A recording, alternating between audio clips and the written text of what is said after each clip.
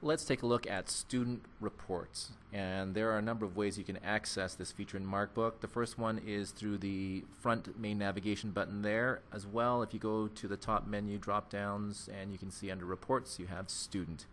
Either way will take you to this window or screen, and you have a number of different options here, and it's a lot of information. And again, this is stuff that will be available to you for you to look at and print up as well. You can go look at the entries, and again, you're looking at the level of the student, so I could then select the different students that I have in my class, and as I scroll through those students I will have access and be able to see the different entries that they have for those students. But as I go across this top sort of tabbed section here in this window, I can look at the categories for each of my students and the breakdowns of each category for each student. I can look at trends, I can look at modal analysis, and finally I can look at print and communicate. And this is where you'd be able to take the information and print it out as a report or an HTML report as well. Now when you get to this screen, there are a number of things actually that you need to consider, is that you have a lot of options here, and you get to choose what types of information you wish to include in your student report. And I'm just going to slowly just work through this first row of tabs here, but everything from the type and range, meaning that what kind of report is this? Do I want a detailed report? Do I want a mini report? And I can simply select and choose which ones I want.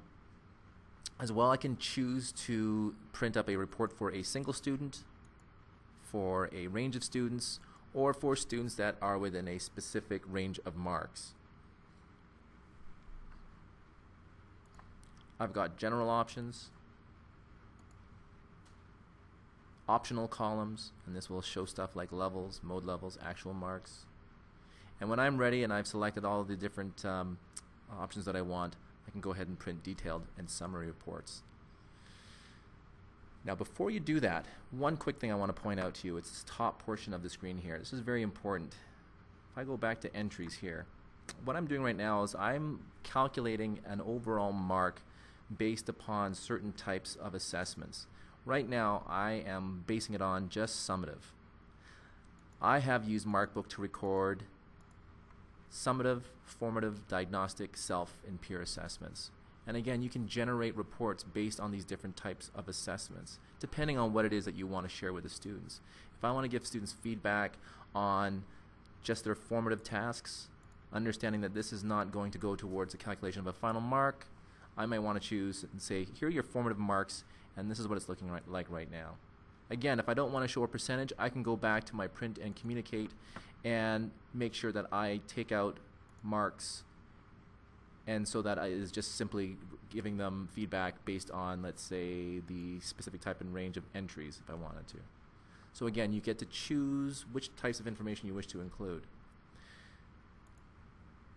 And again, if you wanted to show, and this is time to calculate an overall mark and give feedback in terms of where they are right now as it stands for their mark within the course, this would be something that you'd select as a summative and unselect the other category, self, peer, diagnostic, formative.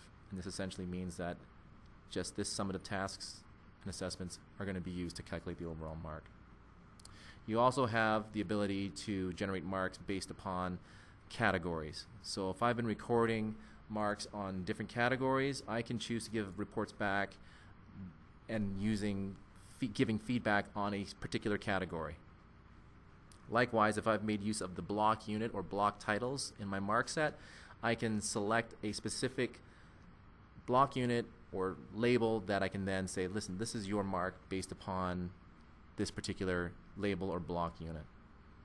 So again, a lot of choices here and a lot of things for you to select and share with your students. Again, once you're ready and once you've selected everything that you wish to choose, you can go ahead and click Print Report.